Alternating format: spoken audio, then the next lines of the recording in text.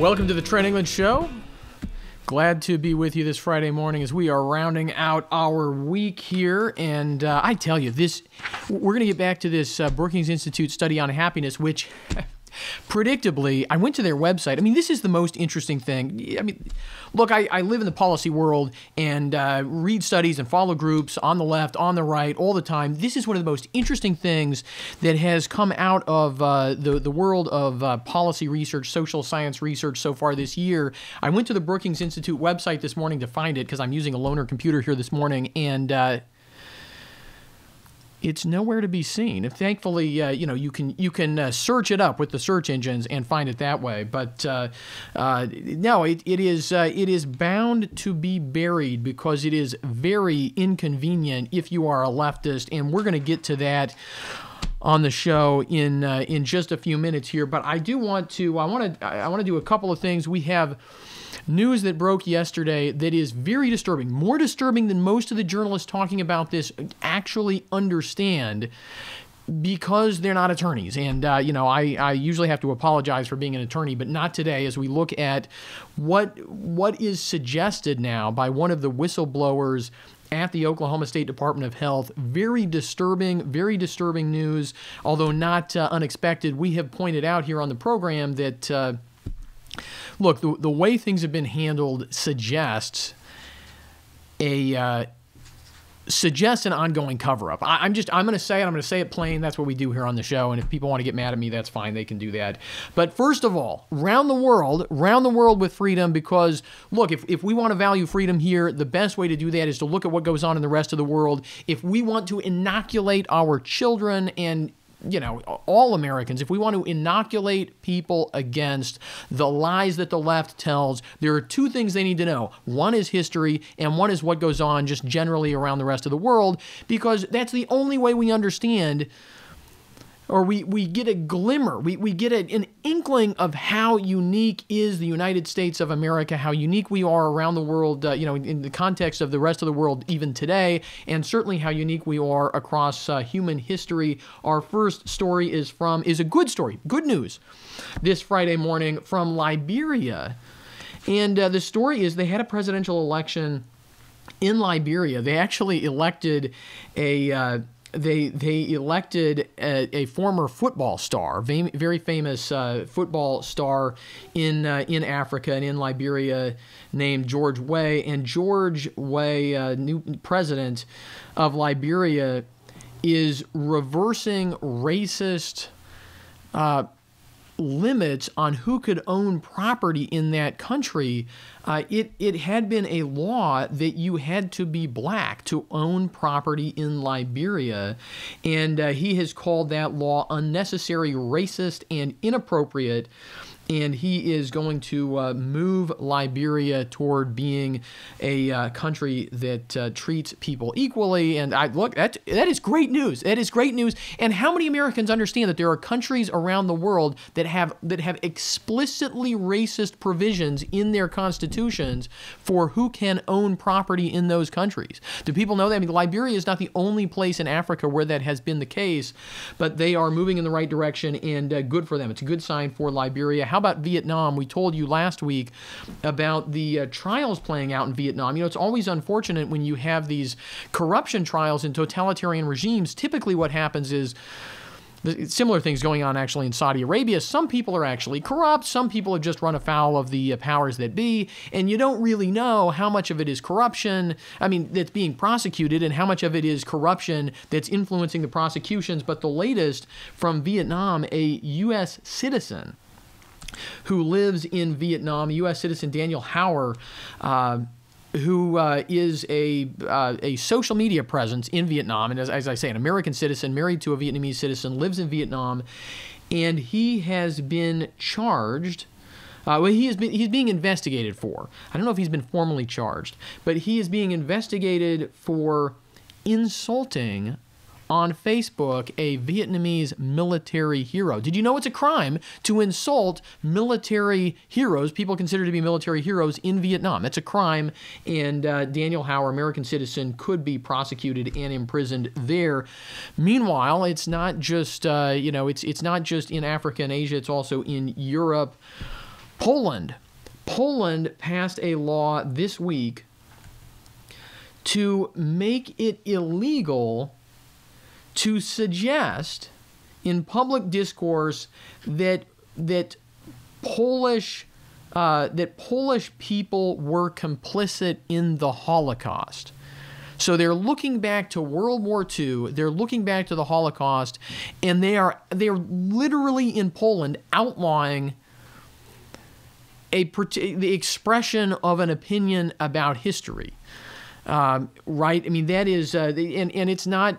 I mean, this is the thing Americans don't understand oftentimes about the First Amendment. I heard this point made by a scholar years and years ago, and I thought this was a brilliant point. You know, a lot of people say, well, I know what the First Amendment means. It means whatever I want it to mean, but it's this absolute thing. And this scholar pointed out, the great thing about the First Amendment is that what we all understand that it does is it forces us to argue about what the limits are on government policing and prosecuting and imprisoning people for speech, right? It forces us to have a debate about that. It forces us to recognize that there is some limit on government power to do things that infringe on people's speech. We may interpret where that line is in different ways, and people may misunderstand it, whatever. But we all understand that it's there. And the reality is, in a lot of countries, there's no line.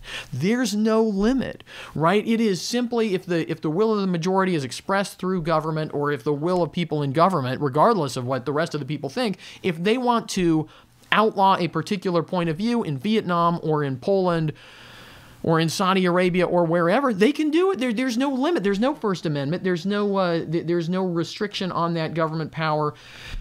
Meanwhile, in Turkey, the court in Turkey has reversed a decision. They were going to release, awaiting prosecution here, the president of the local chapter of Amnesty International, a group that tends to be on the left, but also does a lot of important work, I think, exposing tyranny and human rights abuses around the world. And he's been charged with being a member of a terrorist organization, the head of Amnesty International in Turkey. He was supposed to be released before his trial, and the government all of a sudden just decided, no, we're going to keep him in jail, and there's no habeas corpus in Turkey. Okay, one more here, I think. No, a couple more, three more. Russia, you knew they had to make the list here. Russia, a couple of updates from Russia. They are trying to prevent the showing of a comedy film about what happened in Russia after Stalin died. So when Stalin died in Russia, his vile cronies who the people who managed to survive through Stalin's regime, which was a minority among the people who participated, I think, in Stalin's regime, they had this power struggle, and some filmmakers thought this was funny enough to turn it into a movie. I'm hoping that I can see it. I don't know if it's on Netflix or whatever, but this film called The Death of Stalin was screened in Russia for government officials, and they didn't like it, so they're going to try to prevent it from being shown in Russia. Like, similar to what happened in North Korea a few years ago, obviously, if you followed all of that. One more story out of Russia. Opposition leader Alexei Navalny in Russia was arrested right before at a rally, an opposition rally in Moscow. He was arrested, thrown in jail, subsequently released. There are elections coming up in Russia, presidential elections in Russia this year, and the opposition is now saying they're not going to participate. Why participate in elections when the police can just show up at your, essentially sort of election rallies, opposition rallies, and drag you off into a van, throw you in jail for a couple days just to harass you, which is what they did to Navalny in Moscow just about a week ago. Okay, two more here. We've got from the backwater nation of California, lawmakers there talking about banning. Not just banning. We've got to be really clear about this. Not just banning. Lawmakers in California are considering making it a crime. Making it a crime to offer you, if you go to a restaurant, you sit down at that restaurant, and the waiter offers you a straw for your drink, that would be a crime. the waiter could go to jail or be fined in California if this law passes. And you know, right, plastic straws. What could be worse for the environment than plastic straws, right? So plastic straws, the thoughtful police, the green police coming after plastic straws in the what seems destined to become the third world country of California. I mean, they're trying to secede, or they're not trying to succeed. They're trying to secede in California. And finally, one more. We mentioned this already on the show, but from Stillwater, Oklahoma, we have more stories out there about the student group at Oklahoma State University demanding the institution of a thought police. They want a bias response team that could punish people for behavior that is, quote, offensive. So if you say something offensive in Stillwater, they could call the bias response team and have you punished. That's what they want to do. At least those last two are just proposals, right? They're not hauling people off to jail for plastic straws or having the wrong opinions. Not quite yet. So, okay, Oklahoma State Department of Health. This is the unfolding scandal. This is the scandal that we got some inkling of last fall. A little bit in September, and then everything started to go crazy in October, and they were $10 million short. No, $30 million short. No, $30 million short, plus they have to lay off 100 employees, maybe 200 employees. And how could this be? Well, it turns out they've been spending money that they didn't really have, and they've been misreporting. Isn't that a really nice way to say lying? They had been lying about their finances for a year. No, for 2 years. No, since 2011, they'd been lying about their finances inside Oklahoma's executive branch, right? This is a major, significant agency inside Oklahoma's executive branch that spends a lot of federal dollars that come into the state of Oklahoma, spends appropriated dollars, spends local dollars through the county health departments. Just, I mean, the percentages are different, but the funding at the Oklahoma State Department of Health, a lot like the funding for K-12 schools in Oklahoma. It's very similar. I've had people say, well, the state health department is very different. It's very complicated how they're funded there. I say, that you can't suggest that there could ever be a scandal like this in any other part of Oklahoma state government, because this is very complicated stuff. They have federal money and state money and local money, and the only thing more complicated is how we fund K-12 schools in Oklahoma. It's sort of the same thing on steroids. Look, just saying. I had somebody tell me last year, if you say nobody can ever get mad at you if you add to whatever you said, just saying, right? So just saying.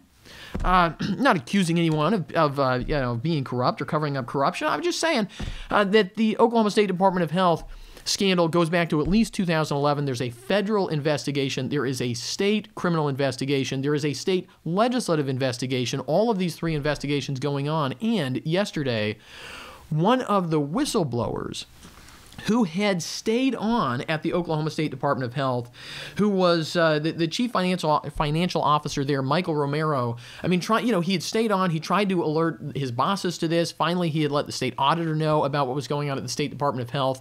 He had stayed on there, right, not left, trying to help be a part of the solution.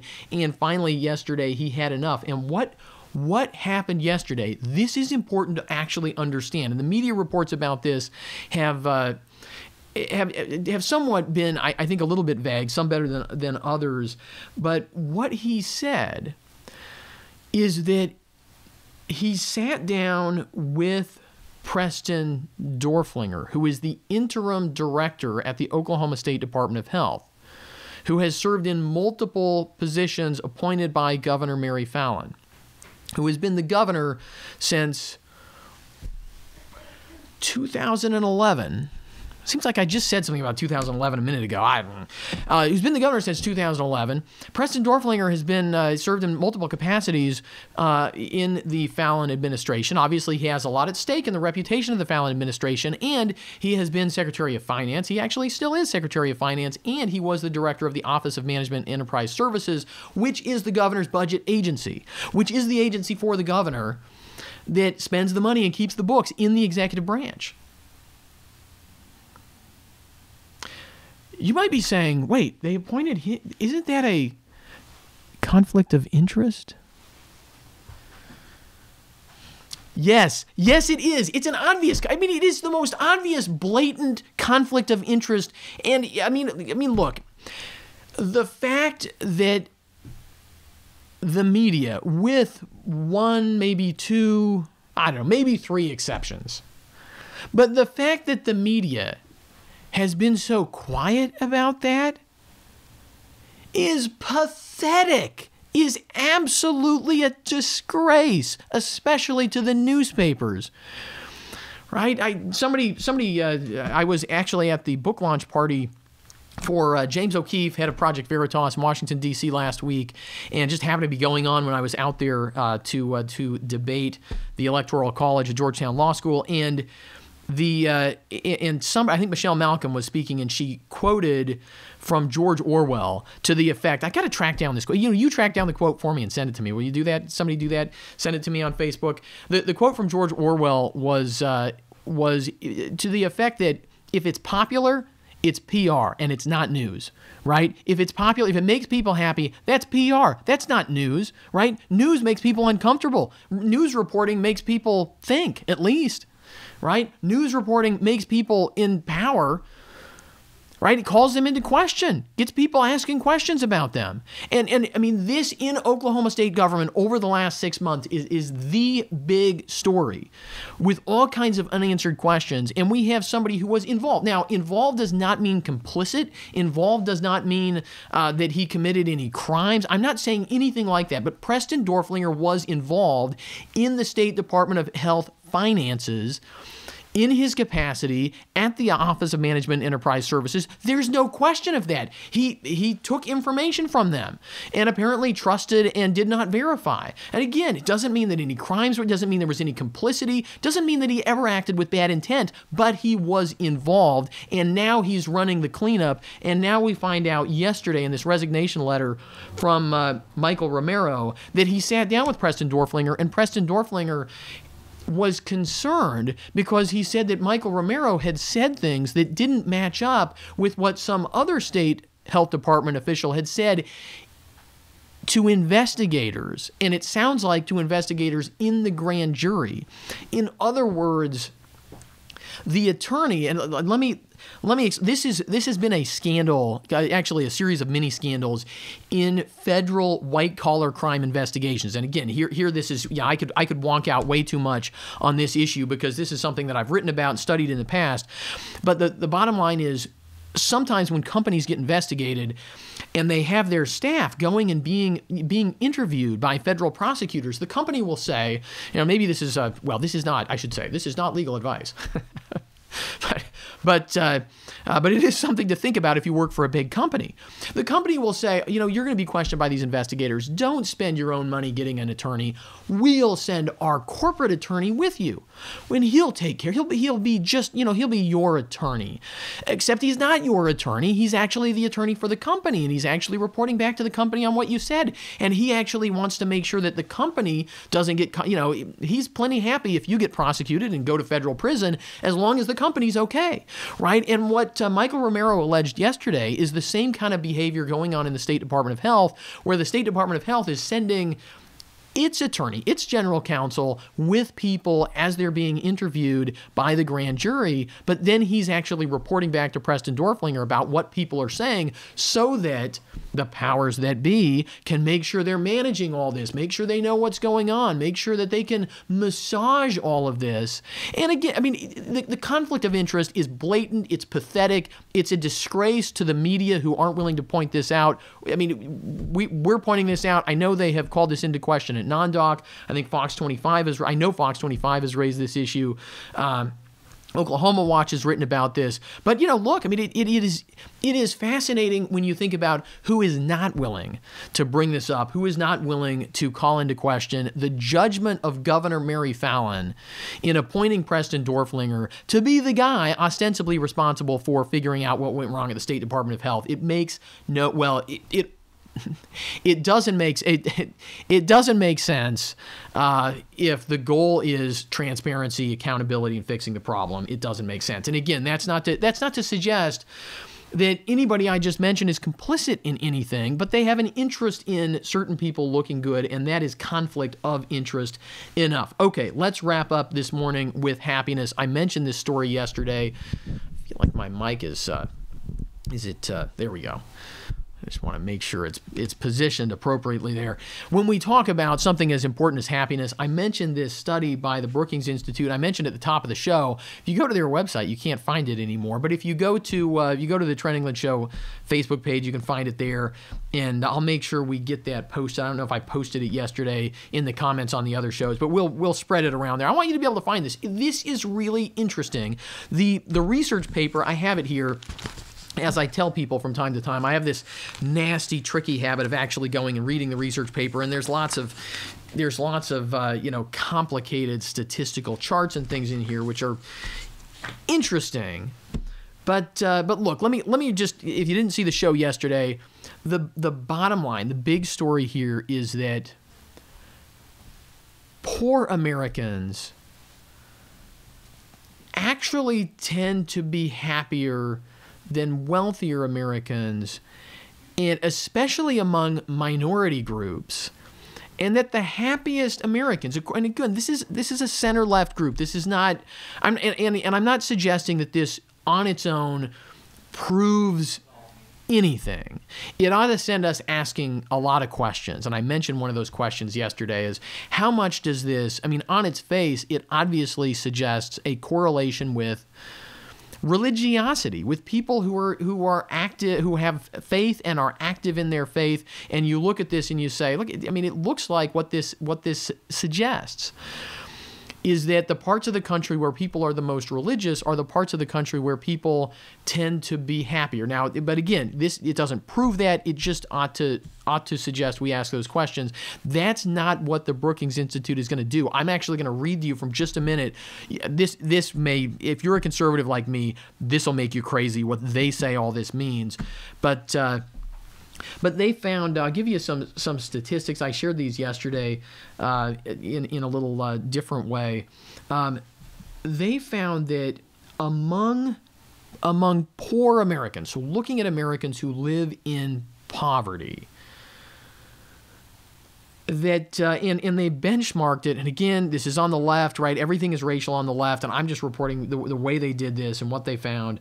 They benchmarked it against poor white Americans, and they said relative to poor white Americans, right? What are the levels of happiness among minorities? And what they found is that poor Asian Americans are actually slightly less happy than white Americans.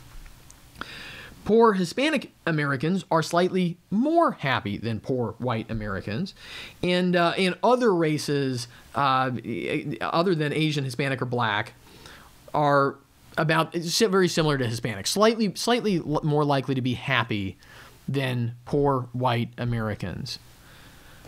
I suspect just those two. I'm going to get to Black Americans in just a minute here, but just knowing what I know about the usual social science findings about religiosity, to go back to that, because that just jumps out. It's something that we know. These are people who are all poor, right?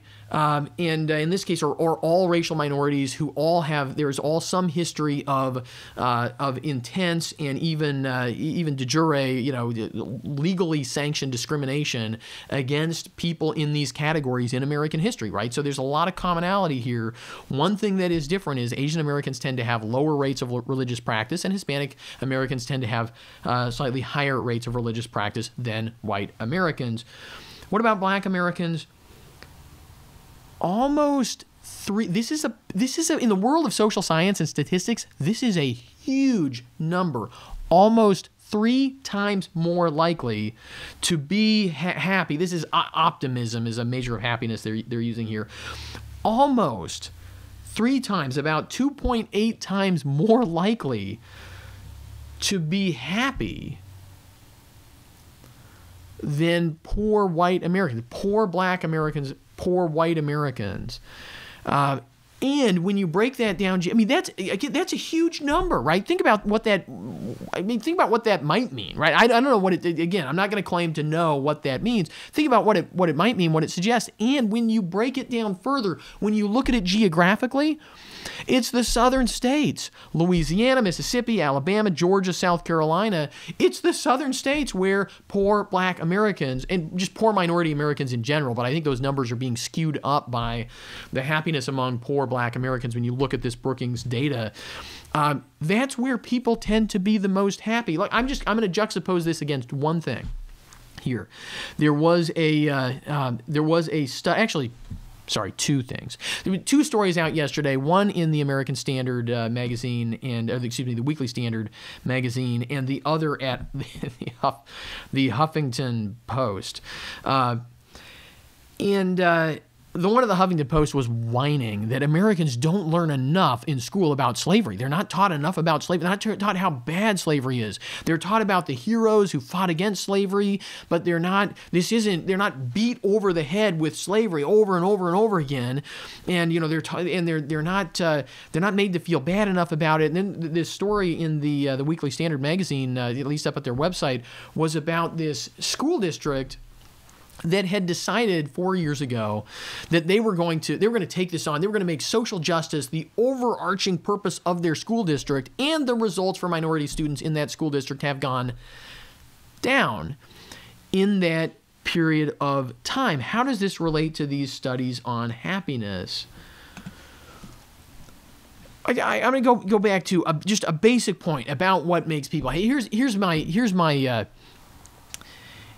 my question that I pose to Americans, especially liberal Americans. You can borrow this, you can steal this, and you can throw this at people. It gets people thinking, right? There are two myths in America that generally correlate with the two different sides of the political debate. Two myths. One is the bootstrap myth. The other is the victim myth. And I call them both myths because neither one is completely true. Neither one is completely true. So the conservative myth is anybody can be anything. And the president said something like this the other day, and I'm not criticizing him for saying it, for reasons that will become clear in just a minute. Right? The bootstrap myth is that no matter what your circumstances, if you're born in the United States of America, and if you work hard enough, you can be whatever you want to be. You can pull yourself up by your bootstraps, and it's just a question of gumption and determination and perseverance. And look, that's just not, that is not in any society, even in the United States. It's more true in the United States than it is anywhere else around the world. But it's not completely true, right? There are people who have all kinds of gumption who fall over dead, right? Who wind up, there are people who have great promise in some field and they wind up just not having the physical capacity to do it, right? There are actually some hard limitations that we as human beings operate within, and we used to say, don't seem to hear it as much as when I was a kid, we used to say life isn't fair. Life isn't fair. So there's the myth on the right, and obviously it is it's a myth. It's not perfectly true. Then there's the myth on the left. The myth on the left is you're a victim. Everybody's basically a victim. I mean, everybody is either a victimizer or a victim, right? It's kind of a new modeled Marxism. I waved around my copy of Das Kapital yesterday. It is everybody's either a victimizer or a victim. Most people are victims. That's the whole 99% thing. Most people are victims, even if they don't know it or not. You can't do it on your own. You need somebody. You need a big labor union. You need big government. You need politicians. You got to put your faith in them. They're going to go to bat for you. They're the only ones who can stand up against the victimizers and get you what you deserve or just what you want.